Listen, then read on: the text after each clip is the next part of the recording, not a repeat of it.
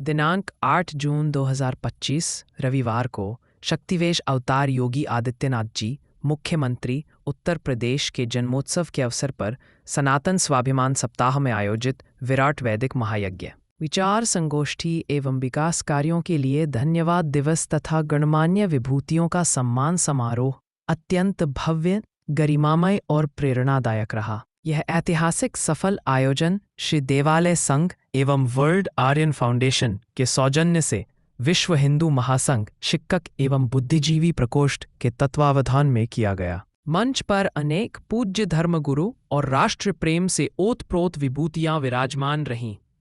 मुख्य अतिथि के रूप में पूर्व केंद्रीय मंत्री डॉक्टर सत्यपाल सिंह और अति विशिष्ट अतिथि के रूप में राजर्षि डॉक्टर वेद प्रकाश गुप्ता, संस्थापक श्री देवालय संघ की गरिमामयी उपस्थिति ने कार्यक्रम को विशेष बना दिया।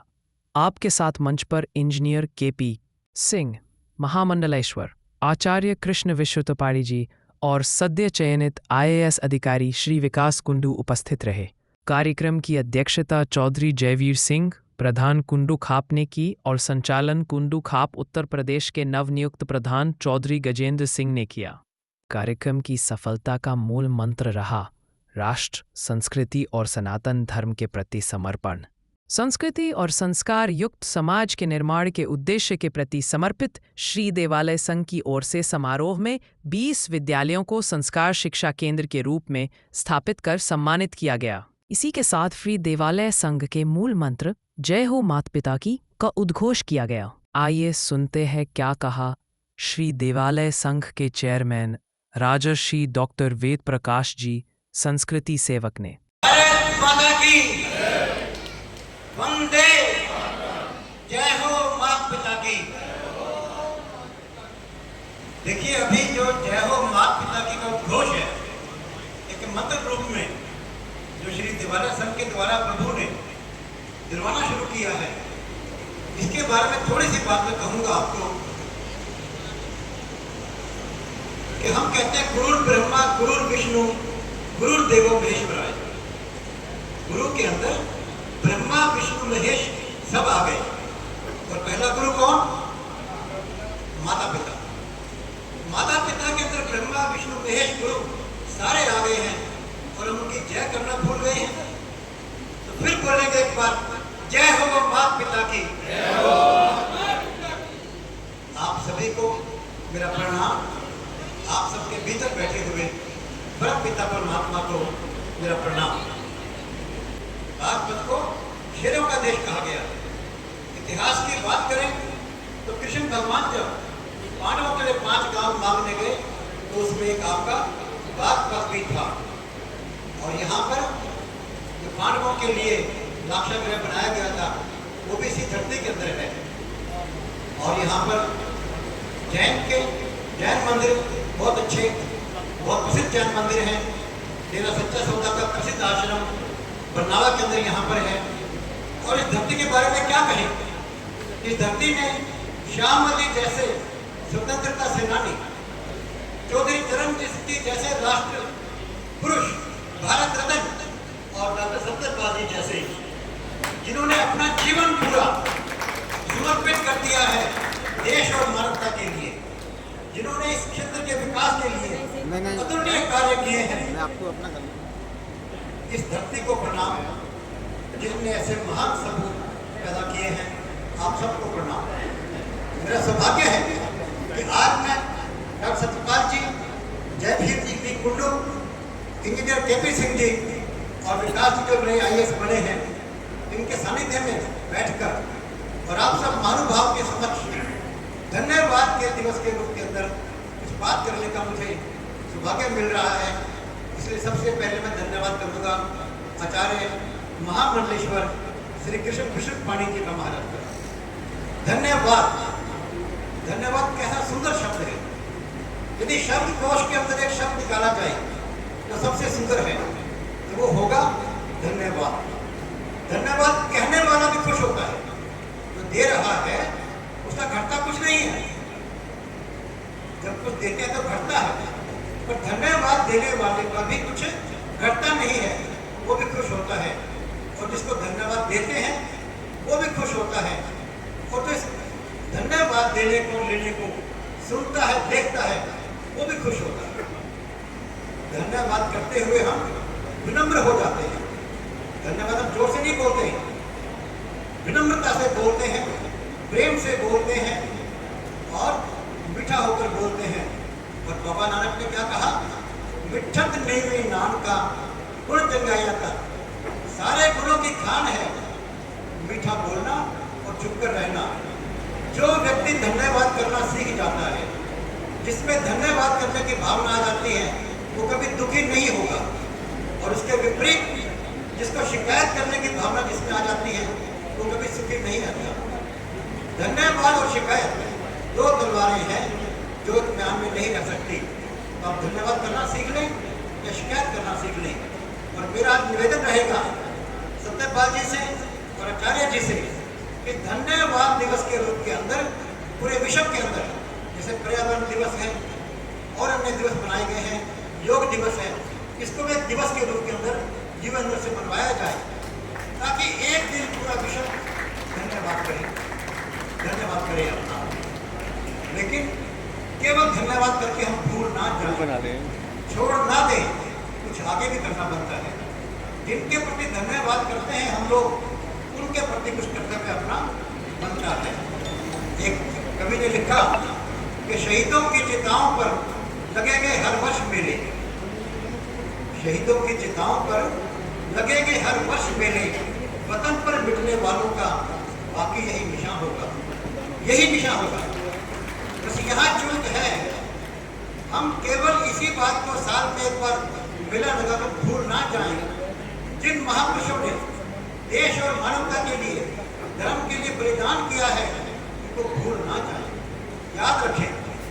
आप सभी महानुभाव हैं, मैं कुछ लोगों के नाम लूंगा, आप विचार करना कितने लोगों को उनके नाम याद हैं।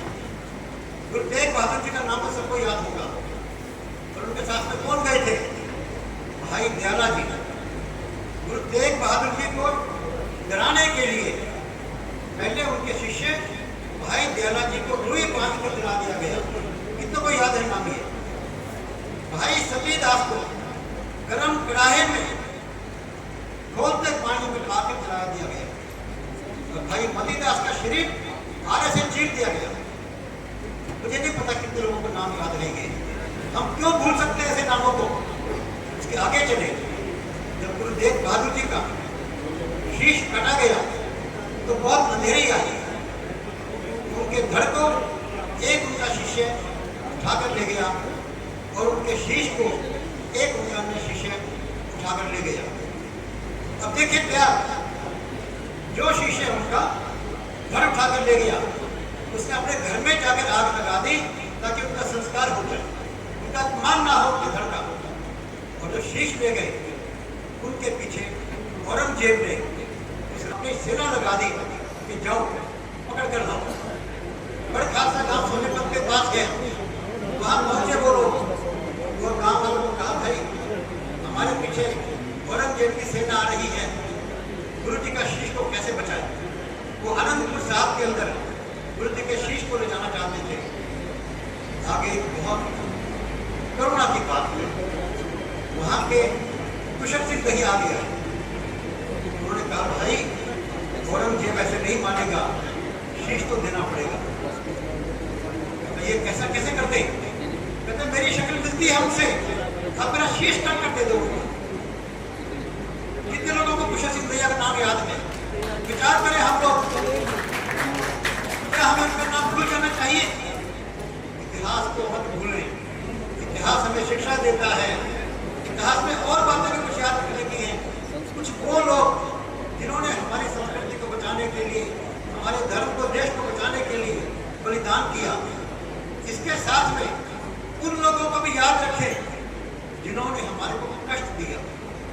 उसमें एक नाम भूलने वाला नहीं है, बख्तियार खान, बख्तियार खिलजी, ये तुर्की का शासक था, बीमार हो गया, उसका इलाज कहीं नहीं हुआ, तो उसके इलाज के लिए भारत से शील भगत जी को बुलाया गया, जो नालंदा विश्वविद्यालय के कुलपति थे। उनको जो बुलाया गया तो उन्होंने उनका इलाज कर लिया। देखा दूर से उनको, वो कह रहा मैं किसी का हाथ नहीं लगवाऊंगा, राजस्थान से आए व्यक्ति का, फिर हम तो बहुत दयावान हैं, पृथ्वीराज चौहान की तरह 17 बार छोड़ देते हैं। तो उन्होंने कुरान के ऊपर दवाई लगाकर दे दी और वो बख्तियार खिलचे कुरान के पन्नों को पलटता, मुंह पर हाथ लगाकर तो वो ठीक हो गया। जब बाद में मालूम पड़ा उसको मैं ठीक कैसे हुआ, तो इनाम देने निकला। क्या नाम दिया? नालंदा विश्वविद्यालय पर चलाकर खाक कर दिया। 90 लाख पुस्तकें थी उसके अंदर, और शीलभद्र जी और उनके सारे शिष्यों को मार डाला। ऐसे व्यक्ति का नाम भूल जाना चाहिए? और हमारे देश में तो ऐसे व्यक्ति के नाम पर स्टेशन। इतिहास को मत भूले, वरना इतिहास से शिक्षा नहीं ले पाएंगे और अपना कर्तव्य निर्धारण नहीं कर पाएंगे। धन्यवाद करने की बात करें तो इन बलिदानी लोगों का, जिन महापुरुषों ने बलिदान किया, हमें उनके कार्य के लिए कुछ करना चाहिए। उन्होंने क्यों बलिदान किया? उन्होंने बलिदान किया अपने देश की रक्षा के लिए। हमारे शहीदों ने बलिदान किया इस देश को दासता से मुक्त कराने के लिए। क्या हम आज कुछ कोशिश कर रहे हैं कि हम दोबारा कभी दास ना हो? क्या हम इसके लिए प्रयास कर रहे हैं? एक और बात धन्यवाद करने की, प्रभु का धन्यवाद, भगवान का धन्यवाद क्यों करते हैं हम लोग? हमें मानव जन्म दिया और उसके साथ हमारे जीने के लिए सारी सुविधाएं दी। हम ऑक्सीजन लेते हैं और कार्बन डाइऑक्साइड छोड़ते हैं। भगवान ने क्या किया? वृक्ष बना दिए, वो कार्बन डाइऑक्साइड लेते हैं और ऑक्सीजन छोड़ते हैं, ताकि आपको दिक्कत ना हो। भगवान का काम भी हमें कुछ करना चाहिए। भगवान का काम क्या करेंगे? भगवान ने क्या दिया, ये जानना बहुत आवश्यक है।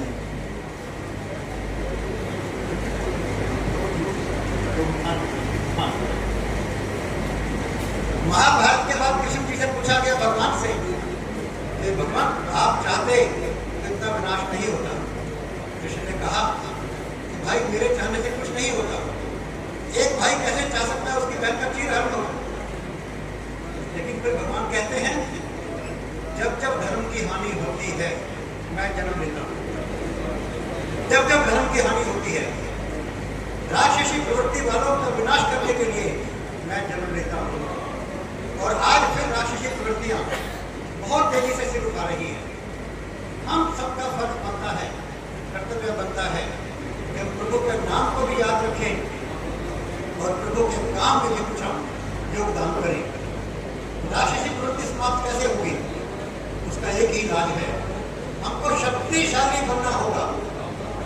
शक्तिशाली बनने के अलावा और कोई उपाय नहीं है। समझाने से ना दुर्गम माना ना रावण माना। और शक्तिशाली कैसे बनेंगे? आत्मबल के द्वारा और संगठन के द्वारा। आत्मबल आएगा संस्कारों से और संगठन आएगा आपस में भेदभाव को दूर करने से। यहाँ मैं कुछ आपको डेफिनेशन देना चाहूंगा कि धर्म क्या है। लोग हमारे को अलग कर दिया गया धर्म के नाम पर, जाति के नाम पर। धर्म है केवल एक धर्म, दुनिया में एक ही है। कहते धर्म सब एक कहते हैं, धर्म तो एक ही है। मानवता के कल्याण के लिए बनाए गए ही धर्म है, ये फर्क हो ही नहीं सकता। धर्म सार्वभौमिक है, अमेरिका में भी है यही, यहाँ भी है। सर्वकालिक है, हर काल में ठीक नहीं है, हर व्यक्ति के लिए ठीक है। मानवता के कल्याण के लिए बनाए गए नियम ही धर्म है। और जात पात ये वर्ण व्यवस्था शुरू की गई थी। ब्राह्मण को जो मार्गदर्शन करके पैसे कमाता हो, क्षत्रिय को जो सरकारी कामकाज में रहकर पैसे कमाता हो, वैश्य को जो किसी प्रकार की सेवा या वस्तु बेचकर पैसे कमाता हो, शूद्र को जो भीख मांग कर या लूट मार के पैसे कमाता हो। सेवा करने वाला शूद्र हो ही नहीं सकता। सीए क्या करते हैं, एडवोकेट क्या कर रहे हैं? हमारे को गलत पढ़ाया गया और गलत पढ़ने के कारण हम अपने संस्कार भूल गए और संस्कृति भूल गए। और श्री दिवाकर साहब इसके लिए बहुत सिंपल चीज लेकर आया है। हम सभी स्कूलों को कह रहे हैं कि स्कूल या मंदिर हमारे संस्कार शिक्षा केंद्र भी बने। और केवल 3 नियमों पर बात करने की बात कर रहे हैं।